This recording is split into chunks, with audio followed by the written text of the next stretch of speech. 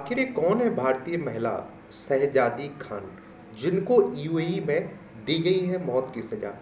क्या कह रहे हैं उनके परिवार वाले, ये पूरा मामला क्या है, उस पर हम लोग बात करते हैं। तो मेरी बेटी का फोन 13 फरवरी को रात में 11 बजे आया था। पहले वो रोती रही और फिर बताया कि मुझे अलग सेल में कर दिया गया, आज शाम या कल सुबह तक मौत की सजा हो जाएगी। उसने कहा कि अब वो बच नहीं पाएगी, ये उसकी आखिरी कॉल हो सकती है। ये शहजादी के पिता शब्बीर अहमद ने ये बताते रोने लगे और वो लगातार कह रहे थे कि उनकी बेटी बेगुनाह है। ये शब्द किसके हैं? इनके पिता के हैं। अब विदेश मंत्रालय ने दिल्ली हाईकोर्ट को बताया कि 15 फरवरी को शहजादी को मौत की सजा दे दी गई और उनका अंतिम संस्कार 5 मार्च को अबू धाबी में होगा। Additional solicitor general Chetan Sharma ने दिल्ली हाईकोर्ट को बताया कि शहजादी को मौत की सजा दे दी गई। और शहजादी की तरफ से कोर्ट में पैरवी कर रहे एडवोकेट माज मलिक ने बताया कि विदेश मंत्रालय ने उन्हें मृत्युदंड दिए जाने की पुष्टि की है जाने की पुष्टि की है। और 33 साल की शहजादी को 10 फरवरी 2023 को अबू धाबी पुलिस को सौंप दिया गया था। 31 जुलाई 2023 को उनकी मौत की सजा सुनाई गई थी। शहजादी दरअसल 2021 में अबू धाबी गई थी। वो अगस्त 2022 से वहां घरेलू सहायक के तौर पर काम कर रही थी। उन पर उस 4 महीने के बच्चे की हत्या का आरोप है जिसकी देखभाल का जिम्मा उन पर था। और शहजादी के रिश्तेदारों के मुताबिक 4 महीने के उस बच्चे की मौत गलत टीका लगाने से हुई थी और उनकी दलील है कि इसलिए इस मामले में पहले कोई केस नहीं किया गया था। लेकिन करीब 2 महीने के बाद बच्चे के घर वालों ने इस मामले में केस कर दिया जिसकी वजह से उनकी लड़की फंस गई।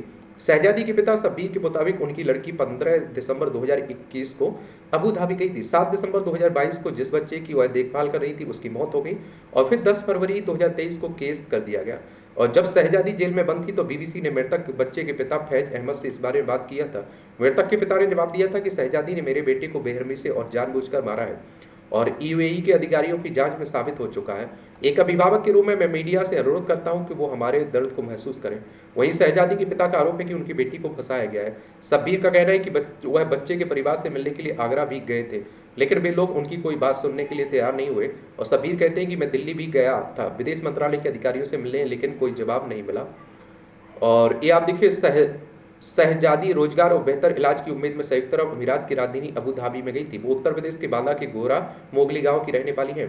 शहजादी का गांव गो मो, गो ये आप देखिए गोरा मुगाली बांदा शहर से तकरीबन 10 किलोमीटर दूर है। घर पर उनके पिता शब्बीर और मां नाजरा रहती है। शहजादी के अबू धाबी जाने की कहानी सोशल मीडिया पर इत्तेफाक से हुई एक दोस्ती से होती है। उनके घर वाले बताते हैं कि वो एक मिलनसार लड़की थी, उन्होंने लोगों से मिलना जुलना पसंद था। शहजादी की मां ने बताया कि उनका चेहरा बचपन में ही जल गया था। शहजादी चेहरे के निशान को हमेशा के लिए मिटाना चाहती थी। इलाज खोजने के लिए जद्दोजहद में एक दिन वह फेसबुक के जरिए आगरा के उज्जैर के संपर्क में आई। शहजादी की मां के मुताबिक उज्जैर ने शहजादी से कहा कि वह उसे आबू धाबू में काम दिलवा देगा, इसका इलाज भी करवा देगा।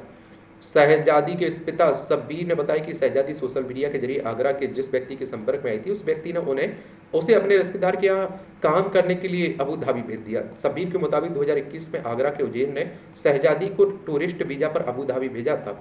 वह उज्जैन के रिश्तेदार के घर पर काम करने लगी जिसके 4 महीने के बच्चे की देखभाल करना उसकी प्रमुख जिम्मेदारी थी। शहजादी के पिता ने बताया कि उनकी बेटी नियम से अबू धाबी से वीडियो कॉल करती थी। कई बार वह 4 महीने के उस बच्चे को भी दिखाती थी जिसकी वह देखभाल करती थी। फिर एक दिन अचानक उसका फोन आना बंद हो गया। बाद में उन्हें अपने रिश्तेदारों से पता चला कि शहजादी अबू धाबी की जेल में बंद है। वांदा के गोरा मोगली गांव की लोग शहजादी को सामरिक तौर पर सक्रिय इंसान के तौर पर याद करते हैं।